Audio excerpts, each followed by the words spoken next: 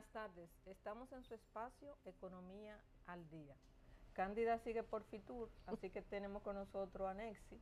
Nexi, ¿qué tal? ¿Cómo está? ¿Cómo te fue de Navidad, de Año Nuevo? Y de Reyes. De Reyes y de Virgen de Altagracia y todo eso. Me fue muy bien. Qué bueno. Estoy con optimismo frente a los meses que nos esperan.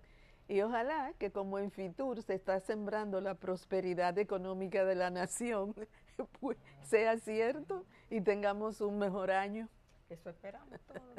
Esa es la esperanza que hay, ¿no? Y incluso, según los organismos internacionales, la economía dominicana en el 2026 estará mejor que en el 2025, porque ellos esperan un crecimiento de más de un 4%. No, y dicen que la economía nuestra es la más fuerte de toda la región. No, la que se espera que crezca más, ¿no? Y que crezca más también. Solo superado por Guyana, pero eso es un tema interesante, ¿no? Y para eso tenemos un experto para que hable sobre ese tema con nosotros. Tenemos con nosotros al economista y abogado y profesor universitario Daris Javier Cuevas, con quien vamos a tratar sobre la economía dominicana en sentido general. ¿Cómo está? ¿Qué tal? Muy bien, privilegiado de tener dos estandartes del periodismo dominicano, Nexi de León y Carmen Carvajal. Gracias. Para mí es un privilegio estar con ustedes, créanme. Gracias. No para cumplir con el protocolo, pero sé de su trayectoria y por eso lo digo. Gracias. La economía dominicana durante el 2025 no cumplió con aunque no habían grandes expectativas, pero no cumplió con las expectativas de crecimiento con que arrancó el año. A pesar de que el turismo alcanzó niveles récord, de que hubo mucha inversión extranjera y todo eso, ¿no? ¿A qué usted atribuye esa situación? ¿Tuvo que ver con el entorno internacional o tuvo que ver con políticas internas del país? Mira, de un tiempo para acá, yo estoy observando cómo ha venido evolucionando post pandemia la economía dominicana, claro, mucho antes, pero me estoy refiriendo a estos últimos años. Lo que importa es tú tomar una herramienta que en los últimos años se ha desarrollado en el país y en el mundo, que es el IMAE, el indicador mensual de la actividad económica, y tú te das cuenta las fluctuaciones que hay mensualmente. De esas fluctuaciones, el comportamiento de la economía, tú lo vas mirando. Entonces, cuando tú vas mirando esas fluctuaciones, que ve caídas de un mes a otro, uno más que otro, y cuando tú escuchas el concepto de que factores externos están impactando, atribuyéndoselo totalmente a factores externos, tú dices, pero aquí hay como algo que no cuadra. Porque si el turismo te está diciendo que el turismo es lo más relevante del país, de la economía, que la inversión extranjera, que la remesa, son tres factores externos. Entonces, si esos factores externos están influyendo de manera benéfica en la economía dominicana, entonces no son situaciones externas que están impactando. Y además, al señalar esos tres elementos, entonces te das cuenta en los informes, cuando tú vas a los detalles, te das cuenta entonces que la actividad económica interna, que es la más relevante, no sale a superar esas tres renglones. Entonces te dices, no, aquí hay otro factor, y ese factor yo lo he definido como el factor confianza. Pienso que hay un elemento importante ahora mismo en el país, que es la pérdida de la confianza, la pérdida de credibilidad en las políticas que se están aplicando. Un elemento que le hace mucho daño a la economía es cuando se ponen plazos para resolver el problema y esos plazos duplican en el tiempo. Entonces ahí la gente comienza a dudar de las cosas que están haciendo, y por ejemplo tú tienes que te anuncian medidas de corte monetario y no tiene efectividad, entonces también se pierde la confianza en la política monetaria, se pierde la confianza en la política fiscal, Y esos elementos para mí son los que están determinando ¿Y la inversión extranjera esa situación. no es una señal de confianza? Mira, es que la confianza no es solamente traer dinero. El inversionista, ¿qué es lo que procura? Multiplicar, Claro. multiplicar la fortuna que tiene. Y en la República Dominicana, el factor confianza en ese aspecto para la inversión extranjera directa es primero que aquí tenemos un periodo largo de estabilidad política, o sea, aquí no hay, digamos, gobierno de corto plazo, que no hay guerra civil, simplemente las convulsiones sociales se limitan a lo que son protestas, reclamos, gremios como los profesores, en el caso médicos, son las únicas, digamos, organizaciones así profesionales que se dejan sentir por la misma naturaleza de la actividad que realizan. Entonces, fuera de ahí, si tú excluyes eso, aquí no hay riesgo de golpe de Estado, de guerra. Los conflictos que se generan con Haití no son conflictos que amenazan la estabilidad del Estado, sino más bien cuestiones migratorias, que a veces se manejan con carácter político. Entonces, fuera de ahí, el factor confianza para venir a la República Dominicana, digamos, viene por esa razón. Ahora, ¿cómo debe el gobierno dominicano mantener la confianza a la que usted se refiere como elemento vital para el equilibrio económico? Mira, el problema es que, por ejemplo, cuando tú tienes una economía donde la inversión de capital se cae, o sea, la inversión pública se cae, y tú tienes por otro lado que el gasto corriente se maneja con endeudamiento, es un factor que destruye todo tipo de confianza. ¿Por qué? Porque aumenta el déficit presupuestario, se incrementa el endeudamiento público. Bueno, continuamente hemos estado escuchando. Si tú te das cuenta, por ejemplo, la orientación del endeudamiento del país no se da en una gran proporción con los organismos multilaterales. Se está dando a través de la emisión de deuda soberana. ¿Por qué? Porque los mercados de deuda, por ejemplo, de emisión de deuda soberana, tú presentas o haces un roadshow de lo que es el país, cómo ha venido comportándose la economía, la inflación, el tipo de cambio en los últimos años y las perspectivas. Entonces eso va a los mercados y los inversores institucionales compran los bonos de la República Dominicana. Tú llevas la ley, que es la ley que tiene que aprobarse una ley y tiene la garantía del Estado Dominicano, pero cuando esos recursos llegan aquí, se orientan a otros renglones muy distintos a lo que se aprobó la ley en el Congreso. Y en ese aspecto, entonces está el desliz de que no hay una supervisión del uso de esos recursos. Ahora, cuando es un endeudamiento con los organismos multilaterales, el Fondo Monetario en el Banco Mundial te dan seguimiento. Y aunque te apruebe, por ejemplo, un préstamo de 80 millones de dólares, no te lo desembolsan de una vez, es por parte.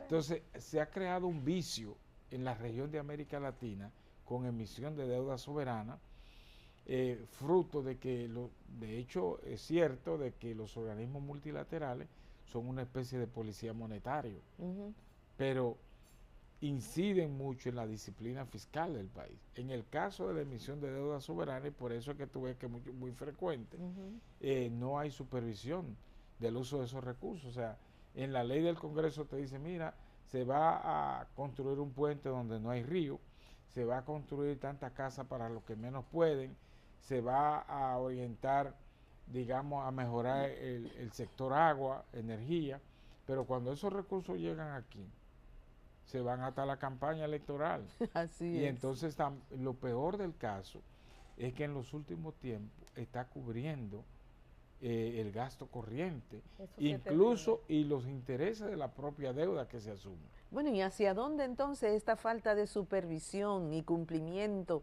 con los fines que avalan esos préstamos que estamos cogiendo, ¿qué puede ocurrir ahora? Bueno, mira, mi temor es que eso puede obligar al país, porque eso tiene un límite, Claro. puede obligar al país a caer a los brazos del Fondo Monetario Internacional. Y entonces ahí sería más fuerte con política de ajuste. Ha suavizado La economía dominicana, el país, ahora mismo no está en condiciones de asumir una política de ajuste al estilo Fondo Monetario Internacional. Bueno, No está en condiciones. ha suavizado el fondo. Ha suavizado ligeramente. Ligeramente. ¿Me entiende? Esa facilidad ampliada y esa cosa que eran tan duras antes Sí, ya no están. bueno, ya esos préstamos no están, pero Sí. son básicamente préstamos stand-by. Recuérdate que los últimos préstamos fuertes vinieron a raíz de la crisis bancaria del 2003-2004 y entonces el gobierno dominicano tuvo que comprometerse hasta finales del 2011 con esos compromisos que había asumido el país. Pero cuando tuve la emisión de bonos soberanos, a partir de ahí, básicamente en el 2013, donde despega eso, y cuando comienza este periodo de gobierno que inició en el 2020, la primera emisión de septiembre superó en 3.800, 3.500 millones, que nunca el país había hecho una emisión tan grande. Entonces, a partir de ahí se ha convertido en un vicio esa emisión de deuda soberana, y eso preocupa. O sea, ya el ¿Y país... por qué monto es que anda esa deuda? El país ya no está, digamos, generando los ahorros necesarios para la inversión pública, ni mucho menos para cubrir los intereses de la deuda y el capital, y entonces lo está pagando con la propia deuda. Uno de los grandes problemas de esa deuda en deuda de más de 110.000 millones diarios. Eso no lo aguanta ninguna nación. Uno de los grandes problemas de esa deuda es que no se está gastando en inversión productiva. Exacto, pero agrégale a eso que porque las deudas no son malas por sí, sino en que se usan. Por primera vez en la historia del endeudamiento dominicano, el crecimiento de la deuda supera el crecimiento de la economía, y eso es peligroso. Son tres variables, mira: crecimiento económico, crecimiento poblacional y crecimiento del endeudamiento público. En esos tres, para la economía tener buen fortalecimiento, el crecimiento económico debe superar el crecimiento poblacional y el crecimiento del endeudamiento público. Exactamente, es lo mismo que cuando una persona se endeuda. Claro. si no produce, no puede resolver. Claro, no puede gastar. Tú no puedes pasarte una vida de resorts con el sueldo que tú ganas. Claro. Alguien te lo está financiando o tú te estás volviendo loco. A menos que tú seas el gobernador del Banco Central. Ah, bueno, no sé si él se lo pasa. No tiene tiempo. Él trabaja mucho. Sí. Y bien,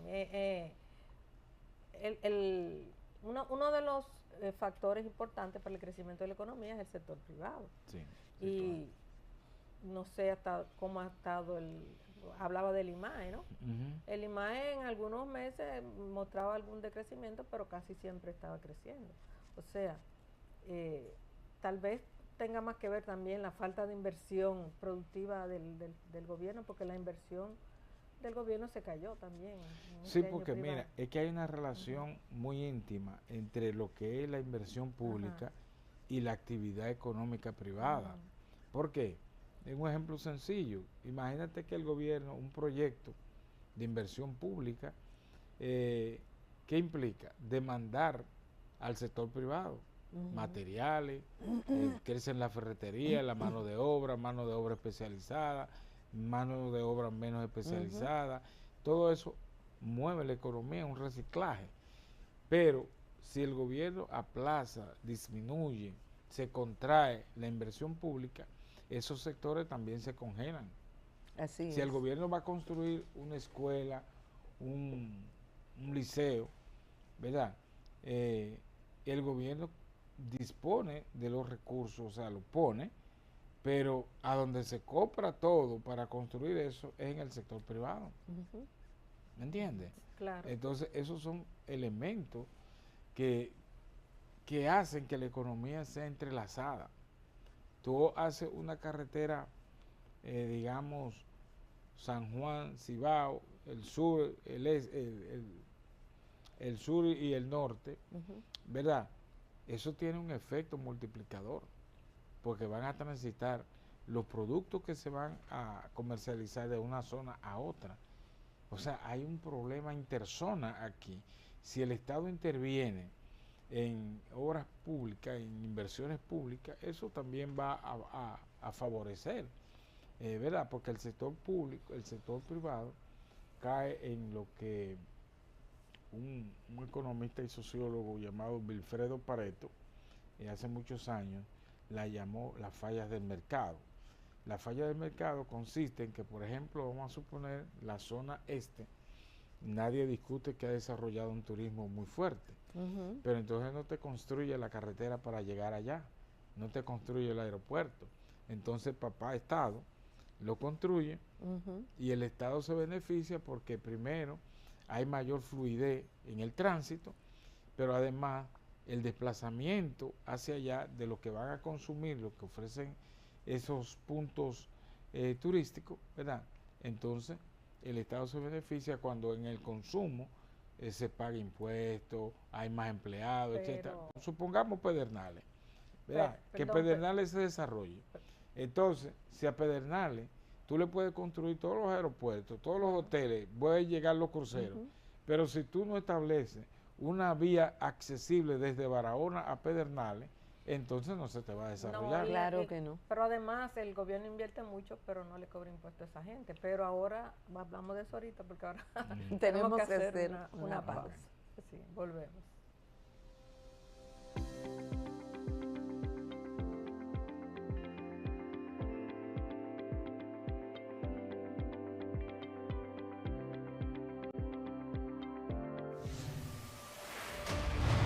Una buena propuesta televisiva. El 6 abre sus puertas a nuevas producciones. Acércate a nosotros y únete a la gran familia de la buena televisión. Amplios estudios y un personal técnico calificado, donde la innovación es nuestra mejor carta de presentación. Haz que tu contenido llegue más lejos, con credibilidad y buena imagen. Llámanos al 809-683-2952 y conoce de nuestras ofertas. El 6, televisión popular para gente inteligente. Sigue nuestra programación en vivo a través de nuestra página web el6.do, en YouTube como el6RD y en todas las redes sociales, Instagram, Facebook y TikTok. El 6, buena televisión en un 2x3.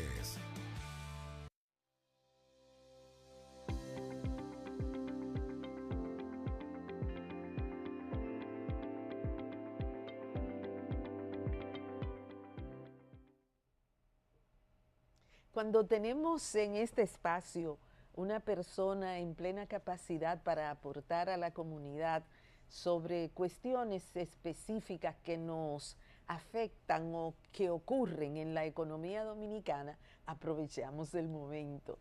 Licenciado Cuevas, nosotros estuvimos en Villa Consuelo o la famosa Villacom y vimos cómo ha crecido el mercado informal en ese sector de la capital. Sin embargo, también observé que muchos negocios establecidos ahí, tradicionales, tienen sus puertas cerradas. Sin embargo, las farmacéuticas, los artesanos, hay una gran productividad.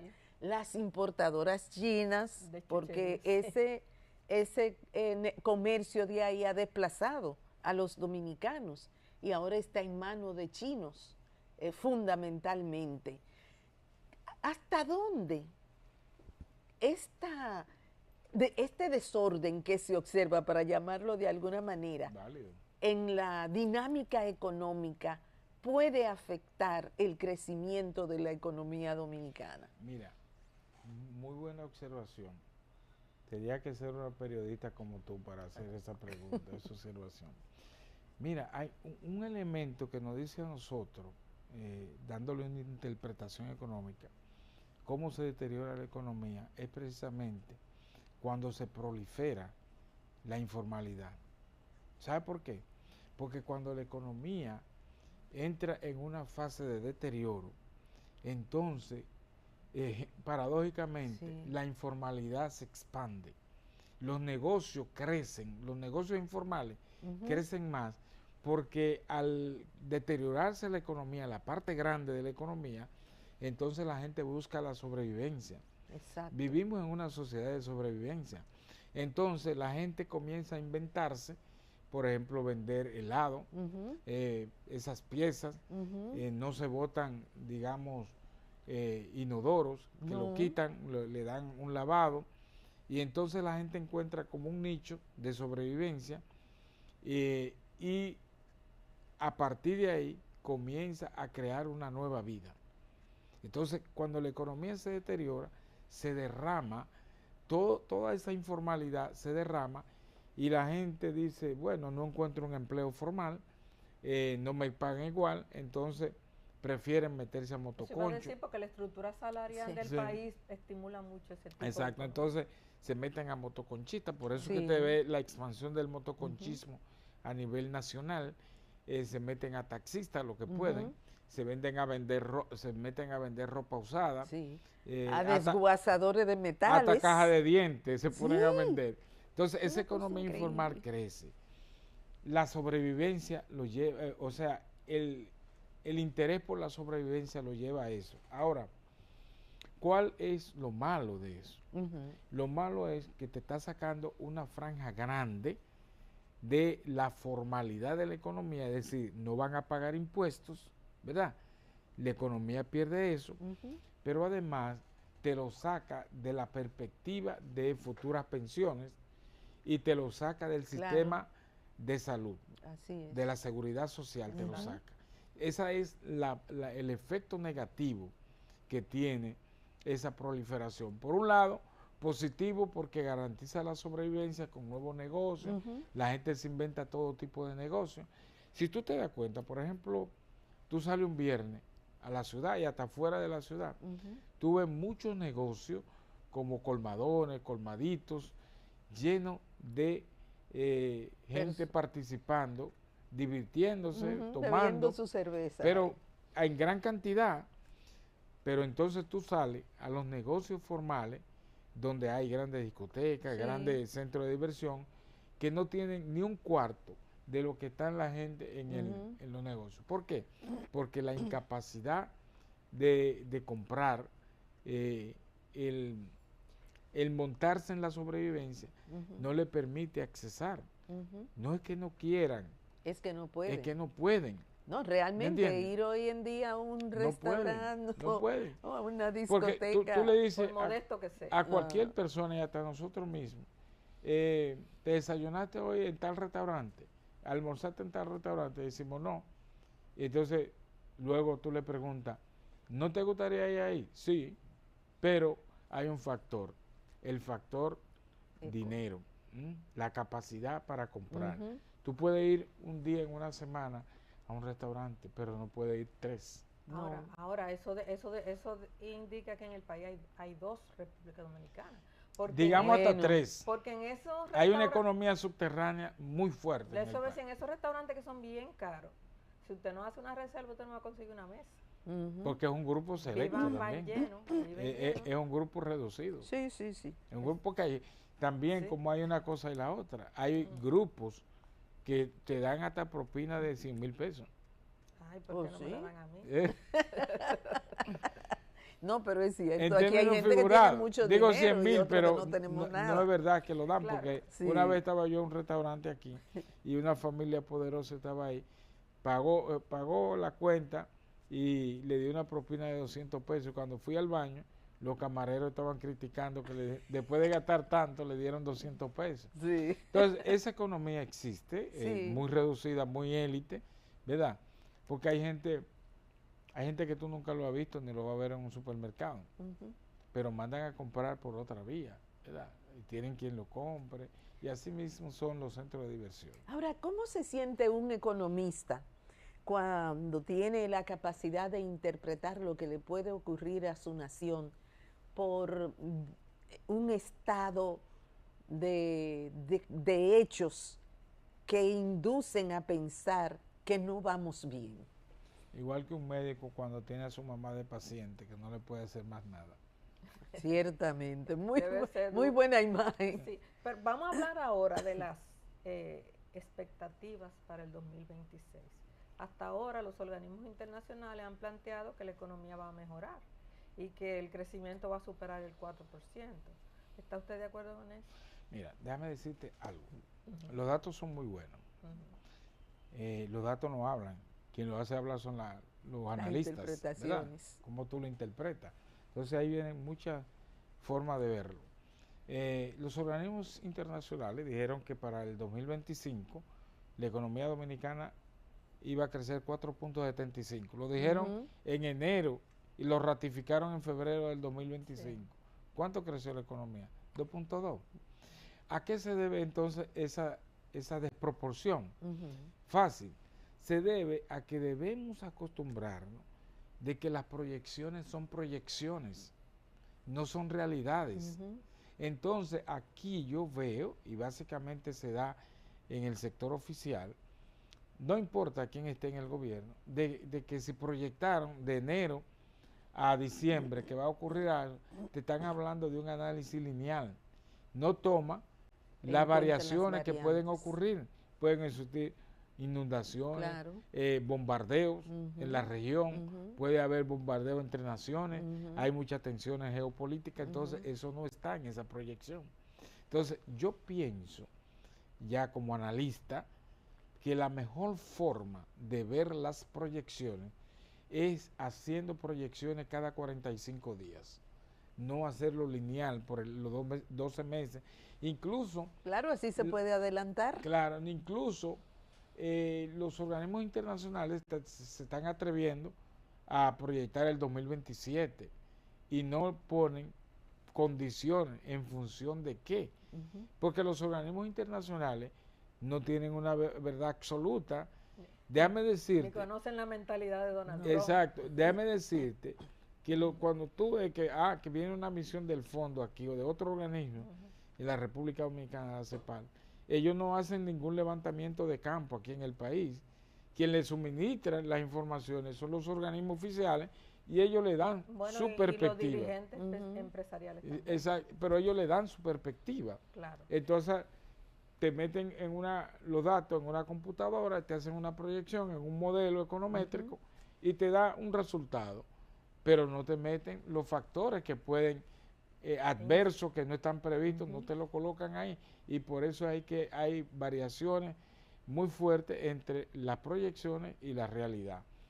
Yo lo que pienso es que debe hacerse esas proyecciones trimestrales, bueno, mira, de enero a marzo, proyectar qué ocurrió, entonces ya cuando llega marzo, ir moviendo esas proyecciones, pero no hacerla absoluta, no vender un sobreoptimismo, que entonces, y ahí viene el factor confianza de nuevo, porque si tú le vendes un sobreoptimismo a la población, al que escucha, al que ve, al que lee, y ve una realidad y dice, no, pero me está hablando mentira, ¿me entiendes? O sea, esos elementos son importantes que lo tomemos en consideración. Proyecciones son proyecciones, no son resultados. Y en función de eso, entonces, el día a día, verlo el día a día, y este criterio me lo afianza más cuando los bancos centrales a nivel mundial y regional establecieron el IMAE. El IMAE no es un invento de la República Dominicana. República Dominicana lo adoptó. Aquí, antes, para uno saber el comportamiento de la economía de un año, tenía que esperar que llegue enero del otro año. Aquí lo sabemos mensual. Y eso es importante porque permite a las autoridades económicas enderezar, corregir el desempeño de la economía. Y por eso es que ustedes ven que el Banco Central permanentemente modifica o relaja, como se dice en economía, hace un relajamiento de la política monetaria. ¿Por qué? Porque el IMAE le está indicando por dónde que ve el curso de la economía, lo que denominamos técnicamente tendencia. Uno de los puntos que se ha tratado por los últimos años, bueno, toda la vida, y que se habla de que una de las trabas que tiene la economía dominicana para desarrollar es un sistema fiscal que no está acorde con el nivel de la economía. Primero es regresivo y segundo el nivel de evasión es enorme, ¿no? Entonces, hace tiempo que se está hablando de una reforma fiscal integral y que sea progresiva y necesaria, pero hasta ahora no ha habido manera de que eso se dé. ¿Cuál es su opinión usted con respecto a eso? Mira, el desarrollo económico de un país no es un discurso, no es un decreto, es un proceso, porque el desarrollo económico te va transformando las estructuras social y económicas de un país, y esas transformaciones no se dan de la noche a la mañana. Nada más hay que tomar en consideración, por ejemplo, cuando se comenzaron a utilizar las computadoras, sustituir la calculadora por la computadora, la tablet hoy en día, y ese proceso no comenzó ayer, es un proceso, ¿verdad? Cuando tú estudiabas, cuando Nexi, todos estudiaban. Era maquinilla. Era, exacto. Ya hoy tenemos computadora, email, las informaciones en tiempos reales. Entonces, todo eso es un proceso. Eso no llegó de la noche a la mañana ni se le debe a una persona, sino el propio proceso, el propio desarrollo tecnológico nos ha llevado a utilizar otro mecanismo incluso en la comunicación, ¿verdad? Ese es el primer punto de partida. El segundo es con relación a nuestro sistema tributario. Lo que tú acabas de afirmar es cierto. La economía dominicana o el país tiene un sistema tributario regresivo, donde tú, yo y el otro pagamos los mismos impuestos, igual que el que tiene más, ¿verdad? Lo ideal en una economía es que haya un sistema progresivo, donde el que más tiene, más pague. Entonces, migrar de ese proceso, de ese sistema, a un progresivo, como lo ha hecho Chile, eso es gradual. ¿Por qué? Porque los que más tienen son los que menos les gustan pagar. Y los que tienen más poder y los que más, exactamente. Entonces, yo pienso que más que pensar en una reforma fiscal integral, lo que hay que pensar es en una reforma fiscal que vaya migrando hacia ese proceso, no hacerlo de parcho, de poner tanto de impuestos a X o Y, sin tener que pasar a un sistema más eficiente en la recaudación. Es decir, si tú vas a promover una reforma fiscal, tienes que hacerlo como realmente, parece bonito decir una reforma integral, pero no es el concepto, es la realidad. Es demasiado grande una reforma integral. La reforma fiscal, en estos momentos, el país, desde mi punto de vista, no está en condiciones de aplicar una reforma fiscal como se ha hecho en el pasado. El país va a estar obligado, y ahí va a haber que hacer un consenso en todos los entes activos de la sociedad, que sea gradual y diferida. ¿Qué quiere decir eso? Bueno, vamos a modificar tal impuesto, entonces tú no le puedes pasar un impuesto de, por ejemplo, de 0 a pasarlo a 4. Como se iba a hacer con el ITEVI y el IVA, que se planteó de 0 IVA, de 0 ITEVI a 10 IVA, ¿verdad? Entonces, lo que hay que hacer es diferirlo. Diferirlo quiere decir programar en el tiempo. Ahí entra el factor continuidad de Estado. O sea, el gobierno que viene no puede modificar, sino continuar, seguir. Entonces, si hay que modificar el ITEVI, para mover, por ejemplo, la presión tributaria, que tanto se habla, que 14.5, tú mover eso nada más a 16, eso implica más impuestos. ¿Y quiénes pagan los impuestos? En un sistema regresivo, los que menos tienen. Entonces, a lo que menos tienen, tú no lo puedes reventar, para decirlo llano. Entonces, tú tienes que hacerlo gradual. Por ejemplo, tenemos para el sector eléctrico. Hay zonas del país, nosotros lo sabemos, que pagan 0 tarifa eléctrica, pero tú y yo pagamos tarifa elevada. Pagamos Muy la de eso que no elevada. paga. Y pagamos la de eso que no paga. Ahora, ¿cómo tú hacer que esa gente pague? ¿Tú le vas a poner a pagar una factura alta de entrada? No, cóbrale 100 pesos. Entonces tú El le vas prepago. introduciendo, ¿verdad?, la cultura del pago. Para ponerte un ejemplo del sector eléctrico. Entonces, tú puedes ir a cuáles son las zonas, eficientiza el servicio eléctrico a ellos y ponlo a pagar 100 pesos. Y entonces, aunque te pongan estufa eléctrica, aunque te pongan aire, televisores, 20 bombillos, lo que sea, pero tú lo enseñas, la cultura Claro. del pago. Eso es No, fundamental. no hacerlo de manera violenta. ¿Por qué? Todos sabemos el principio de física, toda acción crea una reacción. Así es. Entonces, de esa perspectiva, Carmen, la reforma fiscal, verla así, no tan solo desde el punto de vista de la recaudación, porque aquí lo que hablamos es de una reforma tributaria a recaudar, pero no me tocan el gasto. Entonces, la reforma fiscal es modificar el gasto, modificar los ingresos, ¿cierto? Entonces, tú tienes modificación de ingresos, modificación de gasto. Ahora, dentro de ello, entra entonces el gasto tributario, ¿verdad? Por ejemplo, aquí hay universidades privadas que cobran todos los millones del mundo a un alumno. Pero le pagan una miseria al maestro. Un alumno y le pagan una miseria No al pagan docente. impuestos.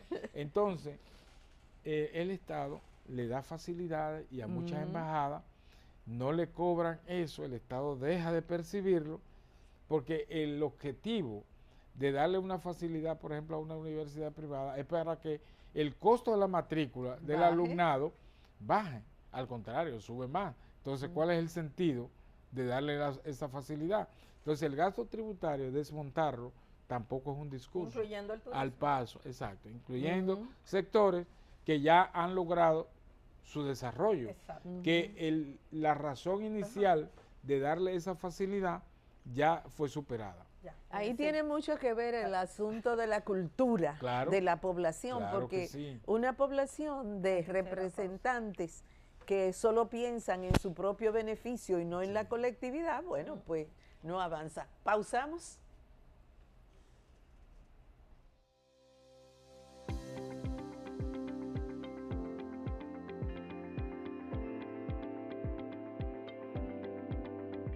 Sigue nuestra programación en vivo a través de nuestra página web el6.do, en YouTube como el6RD y en todas las redes sociales, Instagram, Facebook y TikTok.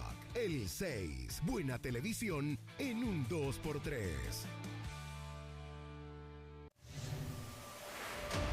¿Tienes una buena propuesta televisiva? El 6 abre sus puertas a nuevas producciones. Acércate a nosotros y únete a la gran familia de la buena televisión. Amplios estudios y un personal técnico calificado, donde la innovación es nuestra mejor carta de presentación. Haz que tu contenido llegue más lejos, con credibilidad y buena imagen. Llámanos al 809-683-2952 y conoce de nuestras ofertas. El 6, televisión popular para gente inteligente.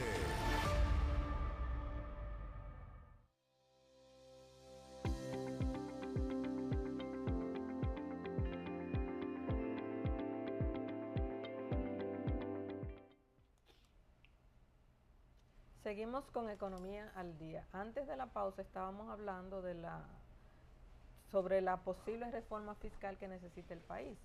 Pero antes, podemos hacer todas las reformas fiscales que queramos, pero si no disminuimos la tasa de evasión, que es bastante elevada, yo no veo cómo se podría mejorar realmente los ingresos del Estado en ese sentido. Mira, aquí hay un tema moral. ¿Tú sabes por qué? Los que no tienen no evaden impuestos. No. ¿Quiénes son los que evaden impuestos? Lo que ganan dinero. Los que ¿Verdad? tienen recursos.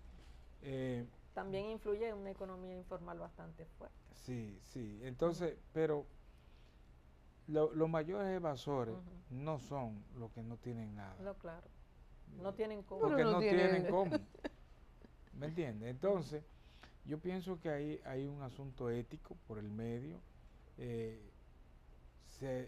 Hemos manejado todo el concepto siempre de que la democracia tiene un precio.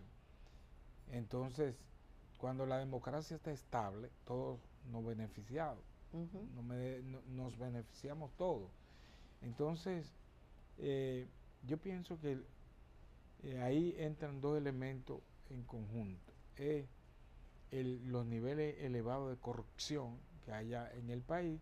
A veces mucha gente puede evadir por eso, porque ven a un funcionario que anteriormente era un pasacantando, como dicen popularmente. Entonces llegan y salen con fortuna, y mira, como el caso de Senasa, eso irrita a la población, y la gente dice, no, yo no voy a pagar mis impuestos. Entonces todo lo que nace de actos de esa naturaleza vergonzoso puede también inducir a la evasión. Entonces es de doble vía, ¿verdad? La vida es de doble vía, una avenida de doble vía. Vamos a mitigar la corrupción y vamos a ver cómo se comporta la evasión. Entonces, esos dos elementos que van de la mano, hay un ente que entra por la justicia, el propio Estado, la aplicación de las leyes, porque en una evasión impositiva hay una violación de ley. Claro. Y ya nosotros tenemos, en el país podemos hablar, después de la Constitución del 2010, nosotros podemos hablar en el país de una justicia tributaria. Y aquí el Tribunal Superior Administrativo emite sentencias sobre temas tributarios. Incluso... Pero son muy pocas. Sí, no son pocas, son muchas. Lo que pasa es que no se notan porque el sistema, los tribunales del país tienen una carencia que nadie se ha dado cuenta. Es que ya el derecho como tal no es el derecho penal, no es el derecho civil puro y simplemente, ya el derecho es especializado. Y la mayoría de los jueces, por no decir todo, desconocen, por ejemplo, la trascendencia del derecho tributario, no son especializados en derecho bancario ni nada por el estilo. Entonces, no tienen la capacidad de generar sentencias, ¿verdad? Y ahora mismo, incluso en la Suprema Corte de Justicia, hay pocos abogados, pocos jueces que manejan el tema del derecho tributario y pocos abogados que van a los tribunales que no tienen la más mínima idea de lo que es el derecho tributario, el derecho bancario. Entonces, por esa razón, no se notan esas sentencias fuertes, pero hay muchas sentencias del Tribunal Constitucional que cuando uno la analiza, ¿verdad?, tienen un alto componente. Claro. ¿Por qué? Porque tienen lo que es, la mayoría de la población no conoce, que los jueces tienen, digamos, uno técnico en el cual descansa, que es lo que se llaman letrados, ¿verdad?, que son los que le preparan los documentos a esos jueces. Sí, la realidad de la dinámica mundial incide mucho en la República Dominicana. Tenemos que asumir comportamientos, actuaciones que la relación del país implica eso, pero carecemos de la estructura, porque a mí me gusta la idea suya de que la reforma fiscal debe ser gradual y diferida, porque en ese ínterin se van formando las personas y las especialidades. Es como en el caso del sistema de seguridad social. Empezamos un sistema que ahí también se dio la gradualidad que no se cumple nunca, porque este país tiene no tantas fallas y carencias. Sobre todo para mí es de cultura, de formación, de ética. Y esto nos mantiene como en un estancamiento. ¿De qué manera usted considera que en el ámbito de la economía se pudieran asimilar esas experiencias y afrontar los procesos de manera distinta?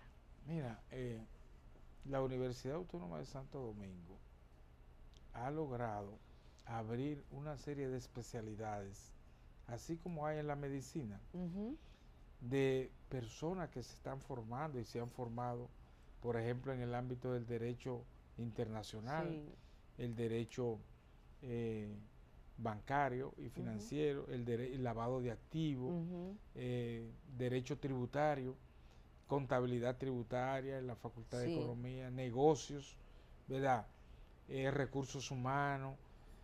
Y entonces yo pienso que lo primero es que darle oportunidad a todos esos talentos que se han ido formando, que han entendido por motu propio, han entendido la importancia de eso y necesitan espacios para insertarse en esos centros de decisiones. Y ahí entonces yo pienso que debe esa instancia abrir esos espacios técnicos sin importar la afiliación política, religiosa, que tenga cada persona, incluso hasta la parte étnica. Cuando también formados se van del país por el problema salarial. Por eso, porque no salario, sino oportunidad. Exacto, y oportunidades también. Es igual que, por ejemplo, yo veo que aquí se hace una rueda de prensa para dar a difundir que las remesas crecieron. Y yo digo, bueno, primero, esa no es una noticia, digamos, atribución del Banco Central. Segundo, cuando a mí me hablan que la remesa crece, a mí me da grima. Sí, porque eso no es... ¿Tú sabes por qué? Porque esos son dominicanos que se fueron, que no encontraron oportunidad aquí y la fueron a encontrar fuera del país. Y tercero, que cuando esos dominicanos envían más remesas, ellos mismos están conscientes que lo que dejaron la están pasando mal. Entonces esa es la interpretación que yo le doy a ese crecimiento de la remesa por esa misma razón. Esos talentos se van por esa razón. Ahora que estamos hablando de remesa. Y peor aún, no es que se van y encuentran oportunidades fuera, van a hacer incluso otras cosas muy diferentes. A veces no tiene nada que ver con su profesión. Exactamente. Ya que hablamos de remesas, ¿no? Usted tiene bastante experiencia en el sector financiero y bancario porque estuvo bastante tiempo en la superintendencia de banco, llegó a ser el segundo más importante, que es el intendente, ¿no? Yo tengo una pregunta que siempre me he hecho con relación a la banca dominicana, no sé si pasa en todos los países, pero creo que se da más aquí, y es, ¿con qué facilidad un banco te da un préstamo para comprar un carro y cuánta dificultad para una iniciativa empresarial? ¿A qué se debe eso? O sea que yo me he hecho esa misma pregunta. Mira, a mí me tocó, no tan solo desde el punto de vista laboral, trabajar ese punto, sino desde el punto de vista de la investigación, porque mi tesis doctoral fue sobre eso. Y yo me encuentro que a los bancos primero le interesa la rentabilidad fácil. Claro. Si tú, al hacer esa rentabilidad fácil, entonces una iniciativa empresarial de negocio tiene riesgos. Entonces yo pienso que los bancos lo que están orientando su crédito a donde menos riesgos tienen. Pero los carros pierden valor rápido. Sí, pero la garantía del préstamo, tú no lo pagas y te lo van a buscar. Tiene un GPS, tiene un GPS y te lo buscan a donde quiera que está, es una garantía. Y fíjate que no es el total que te financian, es una parte. Exacto. Fíjate que la vivienda te la financian, pero la garantía de esa vivienda de ese préstamo es la vivienda. Es la vivienda. Entonces, la vivienda la pueden tomar en caso de que tú no pagues. Entonces, ese mismo criterio es extendido al banco al sector agrícola. ¿Verdad? El sector agrícola sabemos que es un sector de alto riesgo en otro país, eso es cierto. Y tienen poca traba.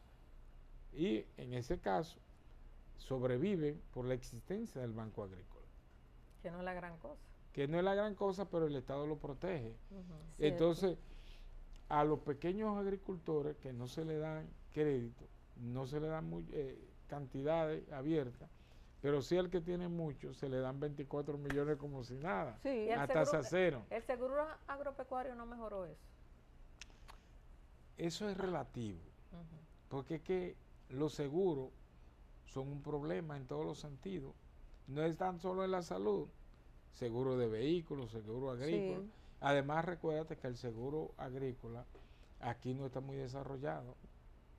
¿Me entiendes? A un agricultor que te Pero siembre tenía apoyo del 10 Estado. tareas de maíz, no tiene ese criterio de pagar un seguro por eso. Bueno, la Federación de Campesinos de Bonao no hace mucho yo estuve visitando por allá y los campesinos se quejaban de eso, no tienen acceso Sí.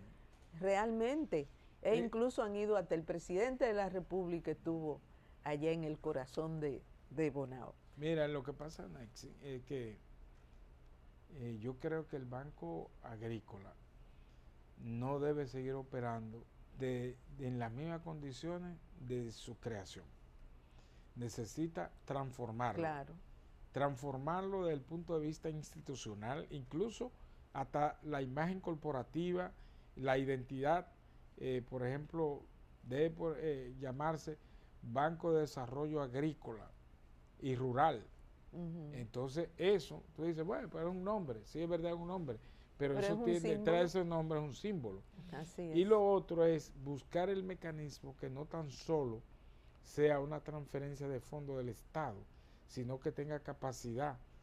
Usted quiere que el banco le conceda crédito, entonces hágase cliente del banco con los depósitos. Y así una serie de mecanismos que se pueden hacer de mejorar esa entidad, ¿verdad? Hay una anécdota por los años 90 que en la firma con el Fondo Monetario Internacional, creo que el 91, la gente del fondo siempre han planteado la eliminación del Banco Agrícola. Y Balaguer, al presidente Balaguer en ese momento, le dijeron de eliminarlo. Y Balaguer dijo, bueno, ustedes son unos muchachos jocosos, váyanse de aquí, ya esta reunión terminó. No, es que eso prende el país. Claro, sí. Bueno, hace poco tuvimos en este programa a Milton Martínez, maestro de la UAS, también agrónomo, que plantea una serie de visión sobre lo que está pasando en la problemática agrícola. Y hablaba precisamente del Banco Agrícola. Sí, el crédito agrícola es fundamental. Claro. Y el único que la puede canalizar de manera eficiente es el Banco Agrícola.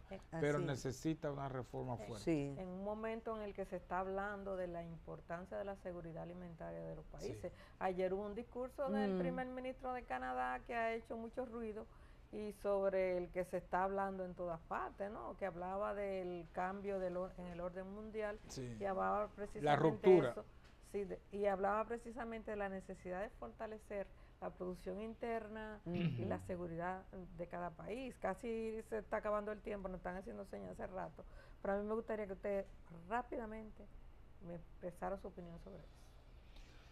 Bueno, un minuto. No es un secreto que hay una ruptura a nivel mundial ahora mismo, el nuevo orden internacional. El orden internacional está siendo cuestionado hay muchas políticas que crean tensiones en el área de los aranceles, el comercio internacional, las relaciones bilaterales, hasta diplomáticas. Y diplomáticas. Las naciones están requiriendo más independencia, menos injerencia de las grandes naciones. Claro, respeto de sus recursos. Respeto de sus recursos. Entonces, eso obviamente va a traer cambios, ¿verdad? Y eso incluso aquellos gobernantes en el mundo que se plegan a determinada, digamos, potencia, van a quedar mal para la historia, porque el mundo multipolar nadie lo va a detener. Puede ser interrumpido en un momento dado, pero las sociedades avanzan. Claro. Y en ese proceso de avance, las sociedades se desarrollan institucional, social, económica y política. Así es. La geopolítica ha cambiado ahora mismo el mundo. Totalmente. Bueno, el tiempo se acabó. Yo creo que Trump... Ese es un tema muy es interesante. Vamos a tener que invitar de nuevo al licenciado Cuevas. Eso es un tema que no solamente tiene que ver con geopolítica, tiene que ver con todo. Claro. Porque a mí me gustan los profesionales de mente abierta, como es él. Pero el tiempo se acabó. El tiempo se acabó. Muchas gracias por su participación. Siempre. Y nosotros nos despedimos hasta la próxima semana.